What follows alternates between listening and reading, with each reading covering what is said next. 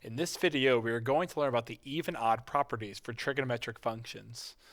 Now, even functions are functions that are symmetric about the y-axis, meaning that if I were to plug in a negative x value, it would yield the same y value as if I were to plug in the same positive x value. So in this case, cosine of negative theta is equal to just cosine of theta. Very useful. And since that works for cosine and secant just being 1 over cosine, that also works for secant.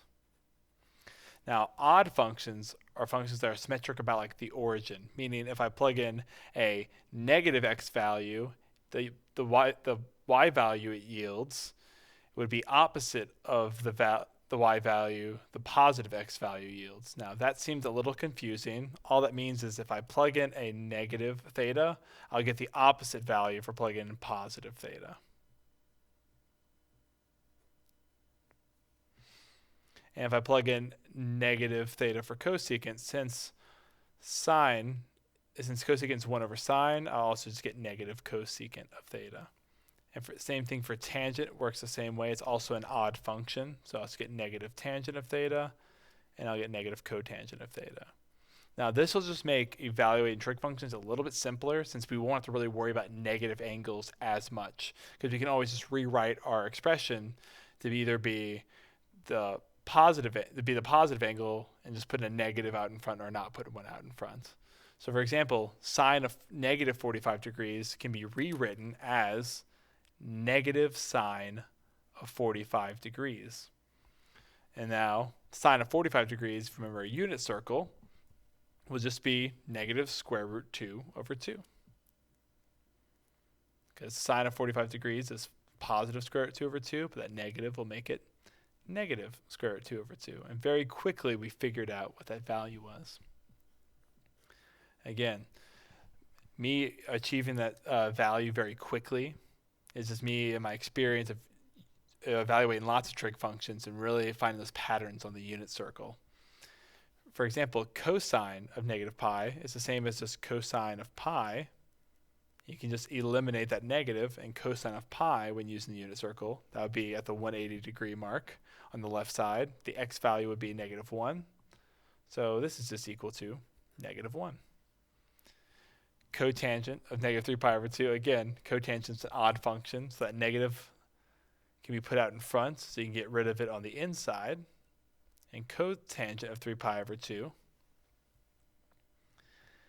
is 0, because that will be 3 pi over 2 is directly downwards on the unit circle. So that means that the x coordinate is 0 and the y coordinate is negative 1. So you would get 0 x over y, 0 negative 1, which is just negative 0, which is 0. Now, tangent of negative 37 pi over 4. Now, this is already a big angle, so getting rid of the negative aspect of it's already going to make it your work a lot easier. So now this can be rewritten as negative tangent of 37 pi over 4. Now, the period of tangent is pi. So I can start taking away pi's and it'll always be the same value. So we also know that pi is the same thing as 4 pi over 4. So how many times does 4 go into 37 pi over 4? 9 times, giving me 36 pi over 4. If I were to take away that much,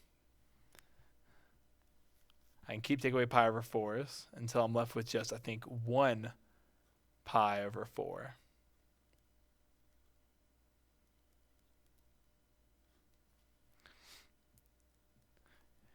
Which would be tangents of pi over 4 plus 9 pi. And we learned in a previous lesson that I can take away as many periods as I want, but I'll always end up with the same value.